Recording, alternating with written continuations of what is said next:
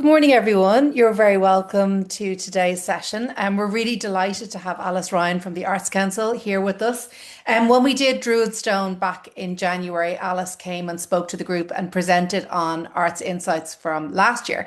And she made the offer to us at that point that she'd be delighted to present once this latest round of results came out. And we were like, that would be absolutely fantastic. So I know some of you would have attended the bigger presentation last week, but this one is very focused much more towards our part of the sector. And we're really delighted to have Alice here with us. So I'll hand over now. Thank you. Thank you so much, Irma. And just to reiterate, I'm absolutely thrilled to be here. My name is Alice Ryan. I'm head of Insight and Public Engagement with the Arts Council, and my door is always open. So I'm really looking forward to at the end of the session having a really robust conversation and Q&A. So please do jot down any questions you might have. And also, yeah, as I say, my door is open. But just to kick off a little bit about the research itself. So every year the Arts Council commissions a survey to understand the public's attitudes and behaviours. So it's nationally representative. So it's over 1,000 people. And I think this is one area in which it's good to, because you're probably thinking, we saw audience benchmarks with the wonderful Heather and Katie. But what's the difference? And one way in which this is different is that this is looking at the whole population. So both those who attend and those who don't attend. So they're really complementary pieces in that sense. They're not overlapping. And then from our perspective, it's used to drive evidence-based decision making, and it's also just really, really important for us that it's used by the sector, that it's helpful to you guys. So as I say, drop me an email anytime to get a bit more detail. There's one thing I wanted to flag was a change in methodology this year due to project timeline issues. Every year this is an in-person survey, but this year only two of the questions were conducted in person, and then the rest was conducted online. So the kind of meat of the piece, which is around the amount of people, the big question is, which of these events did you attend last year, and how frequently? And that is still in a face-to-face methodology. But then the further questions, extensive questions around attitudes towards the arts, digital arts engagement, arts participation, that's all in a hybrid online model. So some of the time you'll see me comparing year on year, and some of the times that won't be possible. But again, really happy to clarify at the end if anything comes up. Yeah, so I mean, just to absolutely dive into it, there is so much in this piece of research, and as Emma said, there was a full presentation of it for an hour and a half last week. That's available online. There's a recording of that. There's a presentation available online. But what I wanted to do today was really focus in on attendance, who is attending, and what the barriers to attendance are, and then that crucial bit that for the marketing group that's so relevant around the how people find out about arts events. And again, we also just wanted to have this session to provide a Q&A as well. So in that big, larger questions section, we were getting huge amounts of questions about all sorts of things. But, this is really for you today to ask those more specific questions. So please feel free to, at the end, jump in. But yeah, I mean, the top line, the big question every year is always, well, how many people attended? What's attendance like? And those of you who came last week will have seen that we did see this decline in overall arts attendance in 2025. But really, what's crucial is to see it in the scope of all the research, which really shows that 2024 was this remarkable surge. So you see actually in 2025 that navy line, that is attendance at any type of event. So that could include Taylor Swift, Oasis, and that really dropped down to 72. But again, in research terms, Ipsos B&A, our partners, I mean, this is kind of shocking to them that you have this really consistent baseline of 72%. So we can safely say that year on year, we have a baseline of about 72% of the Irish population go to any arts event. And then, what we do for our purposes, is we take out those art forms that aren't typically supported by the Arts Council. So say commercial cinema is a big one. And you can see here that that's the green line is the type of arts forms typically supported by the Arts Council. And what's actually really positive here is you can see that the drop between any art form, which is 11%, year on year from 24 to 25, that's much more significant than what we're seeing in our sector. But really, the explanation for that, one of the big drivers of that is cinema.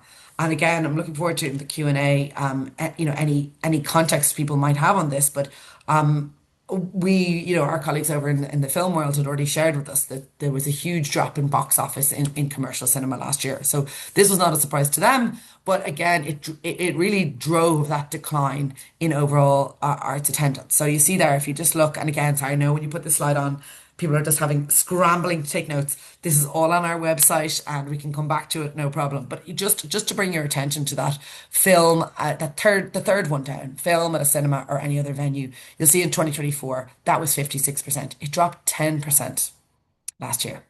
Now that reflects trends in the box office, as I mentioned, that cinemas had already reported. But that is the major driver of the decline in arts attendance last year. Now we do see other declines across the sector. You'll see there that rock and pop have a significant decline. You see plays and Irish dance, whereas you see things like street arts, arts exhibition, and trad music remain relatively stable.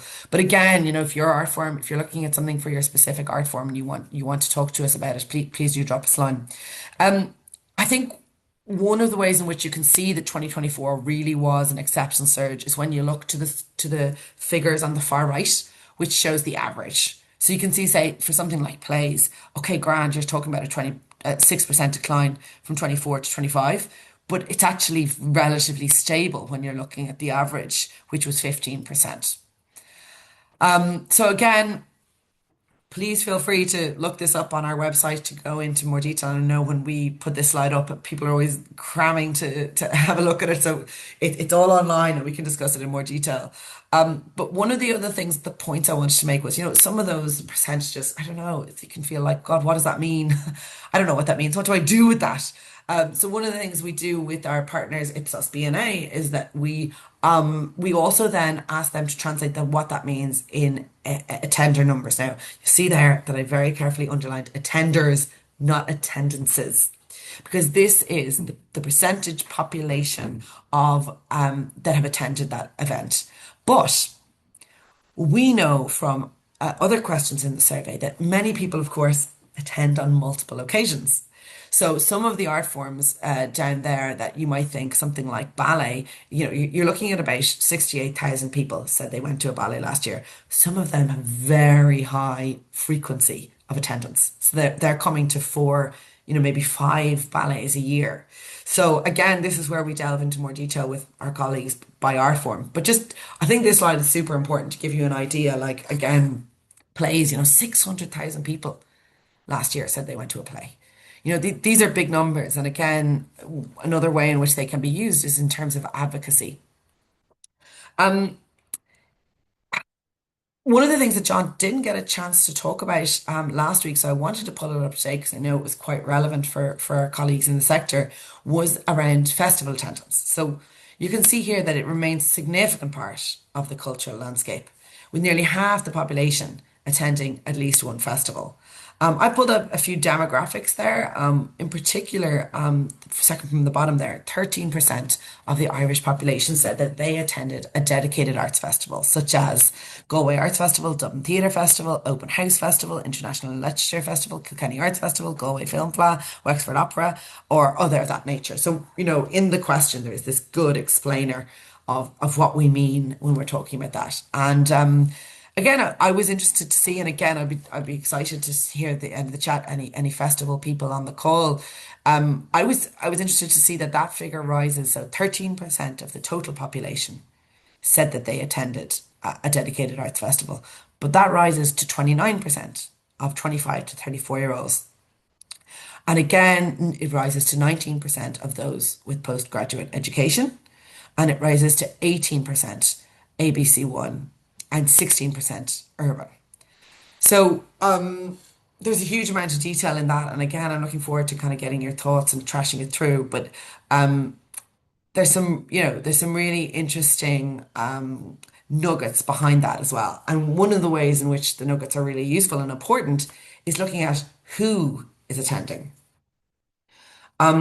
So you might remember, any of you who were there last week, John put up this slide and he said, there's too much data on this slide. So I've prepared a slightly kind of pared down version for this group. And that is looking at, so the figure to the left that shows us that 72% of the Irish population said that they attended an arts event in 2025. So that's the figure that we know from the top line slide.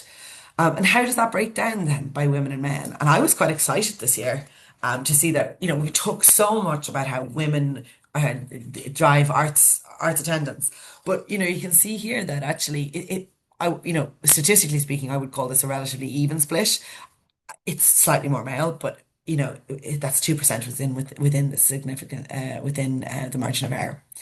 The big finding really was that 90% of under 35-year-olds said they hadn't attended an arts event in 2025. So again, if we were Pfizer or some commercial operation, we would be losing our mind over that stat. You know, I mean, my job is to always look at the data in the round and to kind of flag things that, slightly worry about. But one thing that came up on the call last week was like, so long the over 50s have been driving arts attendance. I mean, that's something we need to watch. We do not want to lose that group.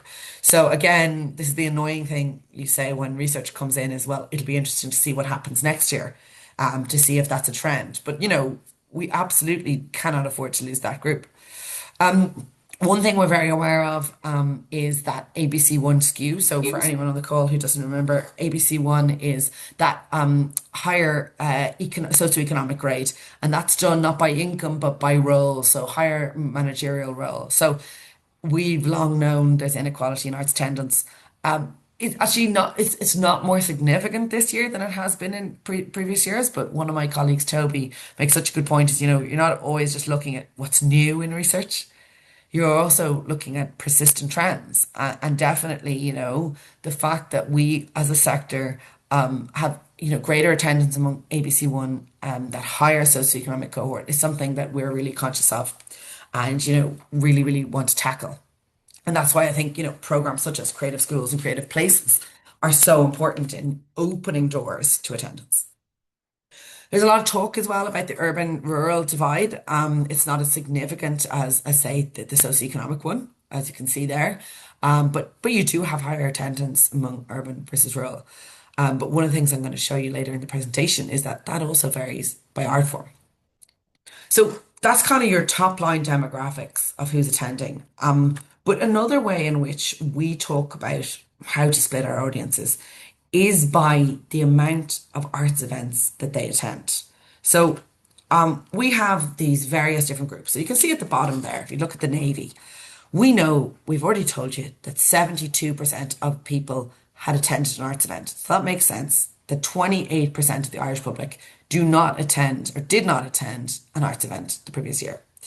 Then there's a percentage that go to film only in the grey. And you can see here that how that then what we're really interested in is of those who are attending, how does that break down? And you can see that the occasionals, there are people who attended one or two different types of arts events. So the crucial thing there is this isn't people who are music experts. So they're not going to 15 music events. These are people who maybe went to the cinema once, maybe they went to a play, and maybe they went to a traditional Irish music. Then you have your regulars. And you see with the regulars, we're looking at three to four different types of arts events attended. And they're the bulk, they're 25%. But here, and I'm conscious on this call, probably for the gold, for the marketing, is your enthusiasts. And you can see here that 17% of the Irish population are categorized themselves as enthusiasts. That is, they attended 5 or more different types of arts events. So maybe they went to a book reading, maybe they went to open house, maybe they went to an opera, but in the last year they went to at least 5 different art forms.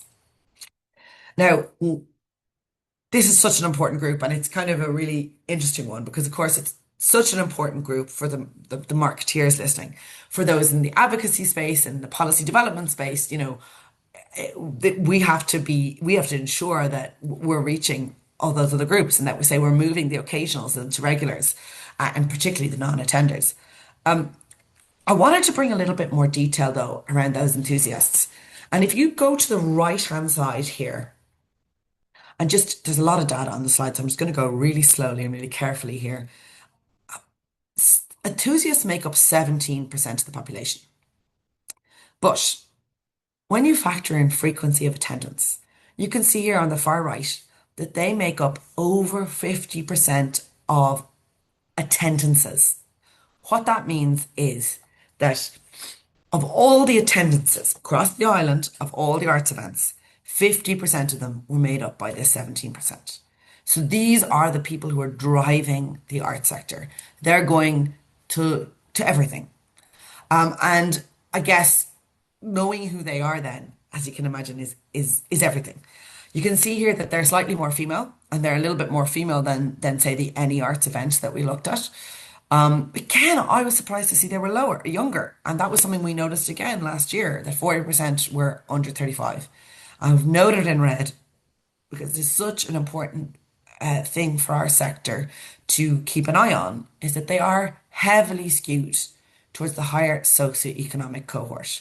So 67% ABC1 and of ABC1 go to an arts event, whereas 33% C2D. So yeah, there's a lot in that, right? Because there's some really useful stuff to know about your kind of key audiences, but there's also some important things that we as a sector need to be keeping an eye on in terms of ensuring that we have initiatives there to keep doors open. One thing I wanted to do for this group that John didn't have time to do last week was to look just to quickly look at some differences by art form. Because, I've worked in marketing roles before and it's so hard, isn't it? It's like just go get your people, like send a few emails and you're like, oh my God, who are these people? What are they doing? And I think one way in which this research can really add value is, say, by the granular nature of what we're looking at. So, for instance, you have your arts audience, we understand who that is.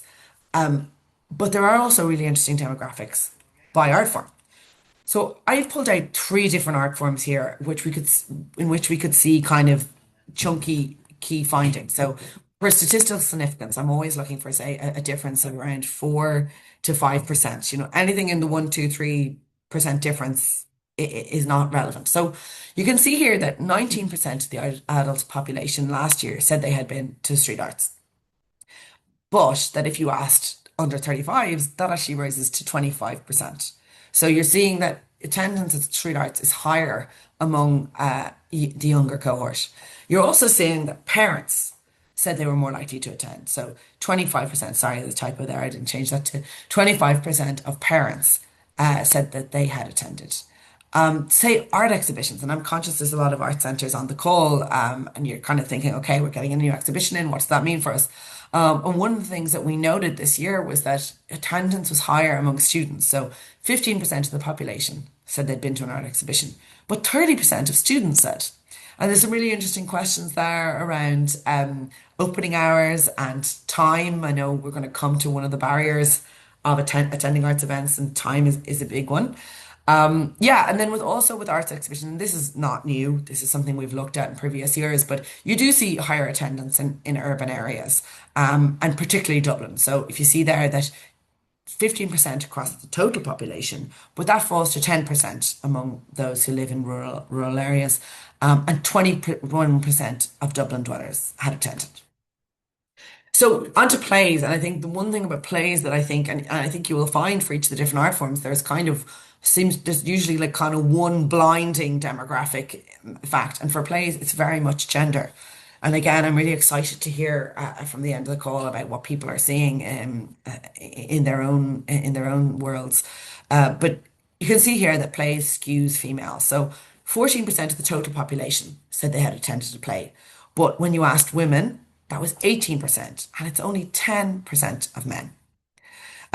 Again, one really interesting thing for plays. So you saw with art exhibitions that there is this kind of difference, rural, urban, but actually for plays, it's quite evenly split by region. So 14% of Dublin dwellers, but also 14% of those outside Dublin.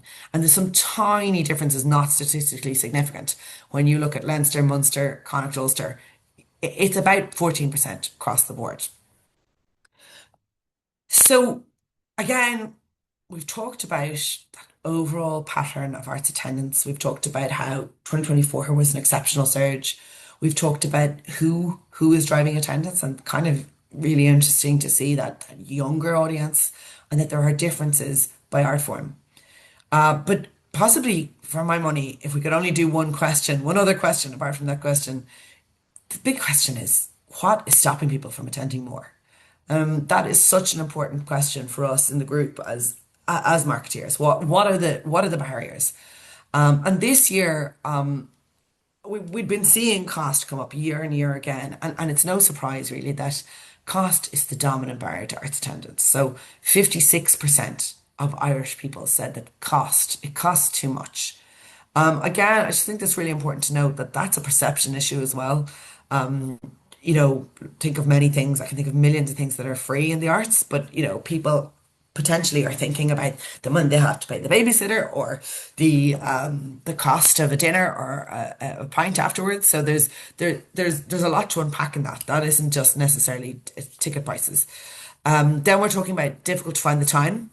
I always used to joke that I hate this because this is just not useful for me. What do I do with this piece of information? But it actually does have kind of practical implications. And you think about things like opening hours. You think about a lot of places putting on special evening events, that kind of thing. And then you have limited choice or poor quality of this type of event where I live. So that's a supply issue, right? So and we'll see on the next slide that varies by region. So just going into a little bit more detail on this question, and to remind you, the question was, what are some of the reasons for you not attending these events as much as you would wish? So these are the top line reasons. But we wanted to just pull a little bit of detail on what that looks like for different groups. So it costs too much. 56% of the Irish population say that. But that rises to 68% for 35 to 49-year-olds. Maybe the group that has mortgages, maybe the group that has childcare costs. And interestingly, it's higher for females. I just put in there one question people always ask, and if we have a problem attracting people of the lower socioeconomic cohort, are they saying that cost is an issue? I wanted to just put in there the difference. It's only slightly higher for this group. So it's more of a universal issue. The difficult to find the time, again, this group, 35 to 49-year-olds. If we were to look at 65-year-olds, that's not coming up as an issue for them. The limited choice or poor quality of event where I live, that was higher in rural areas. There's no surprise there. It's too far to travel to, higher for rural. But then again, we did talk about how, there is lower attendance among those who are older. And you see here there that less likely to go into town, city centre, is a factor, say, for your over 65-year-olds. So if you're looking to get an older audience, there are other barriers that need to look to in more detail. The bit that again, is so important for this group is, well, okay, so we've looked at attendance levels, we've looked at who's attending, we've looked a bit about barriers, but look, how do they find out about arts events? And again, really happy to stick on this for a good while and talk about it in more detail. One of the questions that came up last week actually on the presentation was, was word of mouth offered as an option? So I wanted to pop this slide back up just to show there all the options people have been offered. And you can see here, the question was, how do you usually find out about the arts events and activities you're interested in? So up the top, you've got television and online, and anybody who's followed this research will know that, online has just been creeping up. And look, I mean, this is marketing 101. We know the importance of online. But again, I think what's really useful here on a really practical sense is like that multi-channel information strategy. So you see here television. Okay, so it's still important, but it looks to be slightly more important for men and of course those over 65. Online, and maybe Heather and Katie might want to chime in this at the end. And I know Catherine Griffin has been fantastic at giving sessions on this. But we see that more women say that they get their information from art. Is that just because more women are on social media platforms? Radio. Again, I think it's when we have these conversations around marketing, it's so online is the dominant thing, which makes people kind of think that we're throwing everything out, everything else out. And I think you see here that looking at radio, say nationally, 22% of the people said that's where they get their information about arts events, but that rises to 37% for over 65. So again, I think the question is very much who are you talking to? Again, local radio. 20% of people get their information that way, but that rises to 26% of those living in Munster. It's a really interesting finding. Again, interesting posters, billboards, notice boards. That's around 12% for the whole population, but it rises to 7% of those living in Dublin.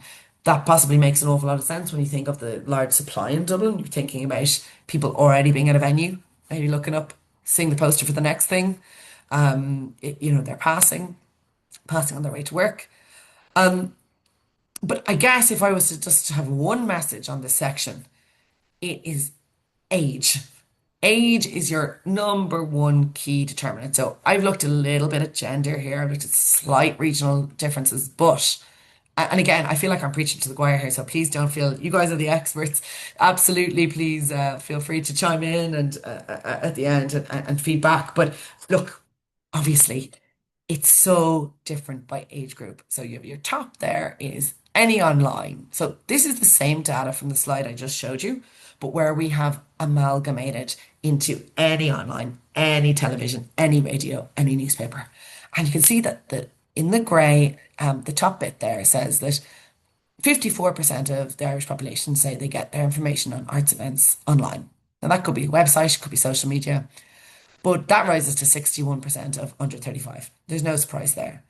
But again, I think sometimes we're so I don't know fearful of online or something that we're there are really interesting and important nuances to the other more traditional media.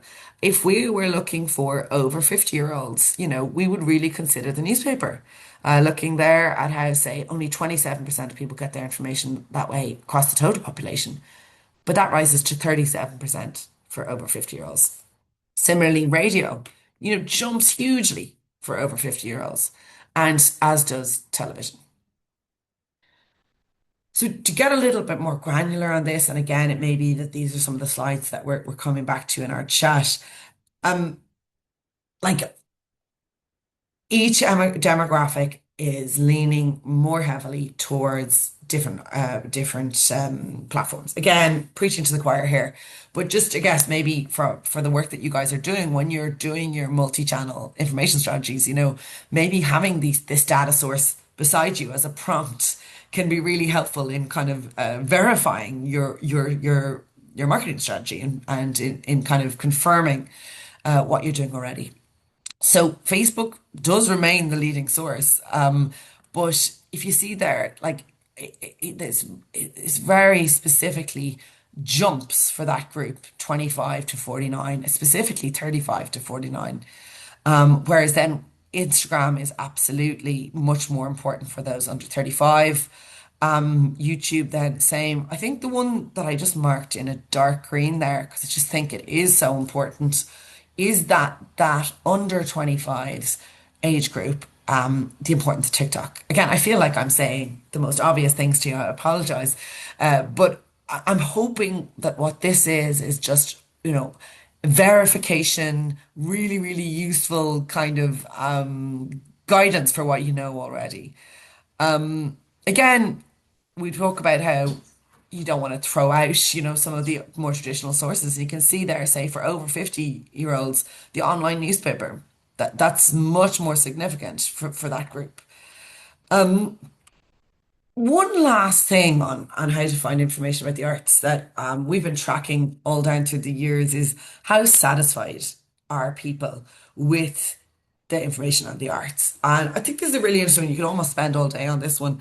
But only 9% of people say they're very satisfied. And I think what we've seen really, really clearly is with the proliferation of so many platforms, it is more fragmented. I mean, it's so much more work for you guys. And it's, I guess talking to John, who Ipsos B&A, who's been doing this research this whole time, he's talking about how, 10 years ago, the Irish Times Ticket magazine That's where you were buying your ad that your job was done. And so we are seeing that with this change in platforms, it's become harder. You have to be more targeted, and people are less happy. But what's really interesting is that the people are happiest or feel that they're getting the information they want are the people who are in the net.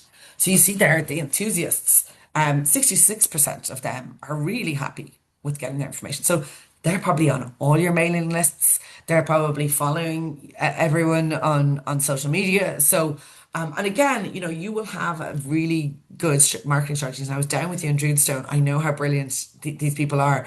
And, you'll be thinking, okay, this amount of our budget is going towards retaining our audience. This amount is going towards new audiences. And I think this can be a helpful start in saying, okay, those who are with us are with us, they know what we're doing. But what happens to those how are we working with those who don't feel that they're getting the information needed to them? And again, I'll hand over to the experts on this with Catherine Griffin and Heather and Katie. Um, there's been a lot here already, and I'm dying to get to the discussion and to go back over anything. But I did want to bring one last thing that isn't marketing specific to the group because after last week's session, I had so many interesting emails about how people want to use the data and what's useful for them. And one of the ways that I thought was really important and really good is around advocacy. And people talk to me about, they want to go to their local authority, they want to go to us, to everybody, to look for some more money and having some like key high art form stats about how the public feels about the arts. So I've included some here, but seen from the full presentation that we have a huge long list. But ultimately, like there is this huge, really positive, powerful sentiment towards the arts in Ireland. And I think we mustn't lose sight of that, and it feels so uphill when we're fighting for our budget. But you can see here that like 77% of Irish people say that Ireland is a creative nation. 73% say the arts play an important and valuable role in Irish society. So I would love us all to just learn these off by heart. And anytime, well, the politicians knock on our door and we're just saying, this is what the Irish public are saying. And we know it, we see it. When Jessie Buckley wins an Oscar, everyone's jumping up immediately to say, and we'll say, well, yeah, absolutely. And you know what else? It's interesting with Jessie Buckley. 68% of the Irish public believe that the arts in Ireland should receive public funding. So just wanted to kind of give these in case it's useful. Arts education in schools, dance, drama, music is as important as science education. So similar fact there coming in for sports, who, as we all know, have incredible infrastructures, but 68%. And I should just say that there wasn't a strong disagreement with this. So anyone who didn't of those others who didn't agree with it, there was just a neutral feeling. But yeah, I just wanted to end on that note that this is the Irish public absolutely believe and see the importance in the work that everyone is doing. And we can have little stats to just pass it back to the powers that be and to ourselves. I hope I'll see in every application that goes this back to us will hopefully find it useful. But Irma, I don't know if it suits to kind of jump to a few questions. Yeah, absolutely. Thank you so much, Alice. It's just really great to see that and to have it in that level of detail. Heather, you've typed a question into the chat there. Do you want me to read that? Will I read that one out, maybe? In the 90% of six, or Heather, do you want to do it? Sorry. You do it. Let's be consistent. Okay, sorry. Read it out. In Yeah, the short 90 In the 90% is of 16 to 34-year-olds, an increase, is that an increase on previous years, or is it also stable compared to 2024? In 2023, it was 87% for 16 to 24s and 79% for 25 to 34s, with 4% and 13% increases respectively in 24. It's a real achievement if we've kept all those new younger attenders from 2024 when over 50s have declined. What did we do to achieve it? That's a great question, and I should say like it's not an increase on last year because we know that 2024 was this bumper super year. I want to say that it was 94% last year, but you're right, and you have the stats there. I mean, it is, and sorry, I have them written down somewhere. Oh yeah, I do. Okay, it was. It is comparable to pre-COVID. I want to say I want to say we were 88. So we're kind of, if not stable, then kind of at the same. And yeah, I mean, I think it's a really interesting question. In some ways, and again, I'd love to hear from the sector, but in some ways, I don't think the question is like, what did we do to achieve it? I think what had happened was we kind of talked to experts like yourselves in 2022 when we were really worried about these younger audiences. And I think what had happened was, we missed this slight onboarding moment with some of the younger audiences who instead of going to university, instead of going to Galway or Cork or Limerick and maybe for the first time seeing an opera or for the first time going to something, they were stuck at home doing an entire college degree at home. And I think what's amazing to see is that that rebound has been real. Like it wasn't just that we kind of missed this group and then, oh God, what had we got in the arts? Once the arts became available and fully open to them, it's right back to business as usual. But again, I don't think we should skirt over that stat in terms of like I mentioned Pfizer or and Heather, you work in marketing, you know this. Like there are there are other government departments that would scratch our eyes out for that stat, and we have it. We are that we're seeing it, and just to mention, I didn't cover it today because we didn't have time. But what's really interesting is the participation levels among this group are really, really high as well. So I think it's 37% of the Irish population said they also participated in the arts. So they were in they did some creative writing, or they played an instrument, or they did some amateur dramatics. Whereas that rises to 56% for under 35. So we're seeing this really engaged group who aren't just attending the arts, but they're actually practicing it as well. Yeah, absolutely. Elizabeth White just said there as well that drama, film, and theatre studies is now a Leaving Cert subject since September Amazing. 25. So that's obviously having an impact as well. And I know that, like more broadly, there's been a huge amount of work with creative calling in terms of trying to attract young people to consider the arts, the creative sector, as a viable career choice, and that it's not just for creatives as well. So there seems to be a lot of work being done in that area too. Someone else was Yeah. wondering about the report. I'm going to literally drop the link there so that you can get all the reports actually from the last number of years are there as well. Um, Thank you so much, Emma. no problem. If anyone else has any questions, you're really welcome to pop them in the chat or to obviously Alice is really happy to hear from you as well in terms of getting in touch for more specific info maybe. And we're obviously going to follow on too. Sorry. Just say like I love to tap on a call anytime. So feel free. We can just have a half an hour. Please do drop me an email if there's anything specific. Maybe what I might just do in case it's useful, I could just put the kind of top line slide up in case there's anything that people were wondering about. I know this one I always feel kind of guilty because there's so much in this. And I would just say this is really the top line that there's an enormous amount we can do and look at then behind this. One thing I should say is, when we're looking at demographic specifics, we can really only do that with the art forms that are over 10% of the population have attended, just because the sample sizes are too small below that. But for anyone who's kind of looking to see, we're putting on a musical next year, what does that look like? I'm really happy to have a quick call and discuss. Amazing. Listen, I think that we've come to the end, so, but thank you so much, Alice, for giving us your time, and thank you to everyone for coming along and being part of this. And yeah, we're looking forward to keeping in touch. And thanks again. Thanks, everybody.